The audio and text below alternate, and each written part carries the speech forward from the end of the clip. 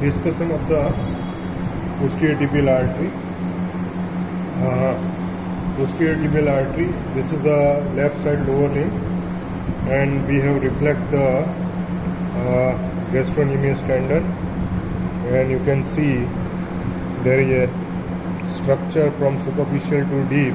This is the tibial nerve inside the popliteal fossa, popliteal vein, and this is the popliteal artery.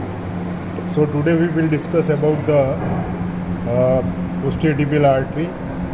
Here you can see at the lower border of popliteus. This is the lower border of, this is the popliteus muscle, and the lower border of popliteus there is a popliteal artery which divide into the two branches.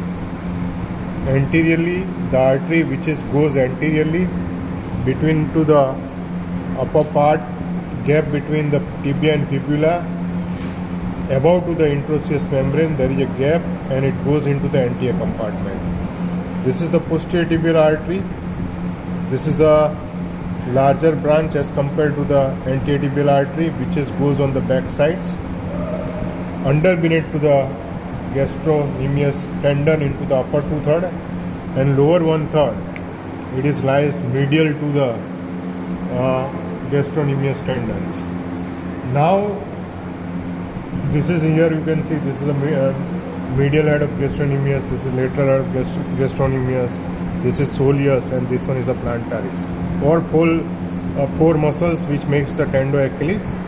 And here you can see this is the we already discussed the most superficial is the tibial nerve inside the popliteal fossa, femoral vein, popliteal vein, and then popliteal artery. At the lower border of the popliteus, the popliteal artery divide into the anterior tibial artery, and this is the posterior tibial artery. This is the posterior tibial artery. You can see upper 2/3 part which is covered under beneath to the tendo-Achilles, and lower 1/3 part it is along with the medial border of the tendo-Achilles muscles. Now the branches of the posterior tibial artery, here you can see this is the first branch. You can see on the lateral side it is called the common peroneal. It is called the peroneal artery. It is called the peroneal artery. This is the peroneal artery, and it goes into the lateral compartment along with the superficial peroneal nerve, and it supplies to the lateral compartment of the leg. Then the posterior tibial artery, it gives the circumflex fibular artery. Here it is cut, but we cannot see here, but due to it is very small circumflex fibular artery, it goes on the lateral aspect. Then it gives the nutrient branch to the tibia. This is the largest branch, nutrient branch to the tibia, and it gives the muscular branches inside the tendo-Achilles. There are so many muscular branches, and it also gives the anastomosis branches. Here you can see this is the anastomosis branches.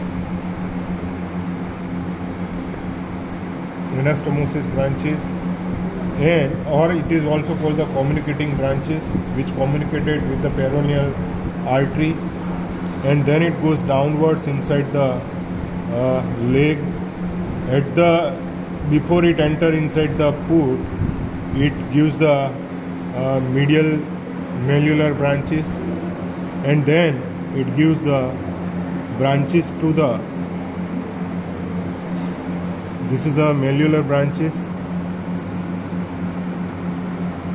and then inside the under beneath to the flexor retinaculum, it is posterior tibial artery, which is divided into the medial plantar artery and lateral plantar artery.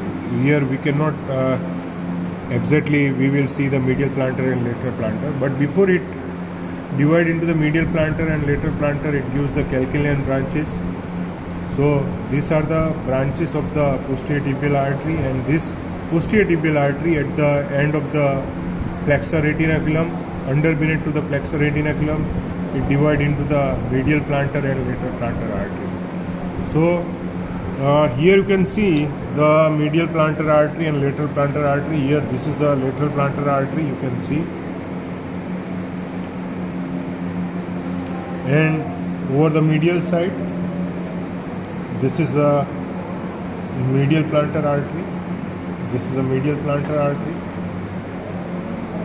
along with the medial plantar nerve. And this is a lateral plantar nerve along with its lateral plantar artery. So, inside the sole of foot, these are the two terminal branches, lateral plantar artery and medial plantar artery.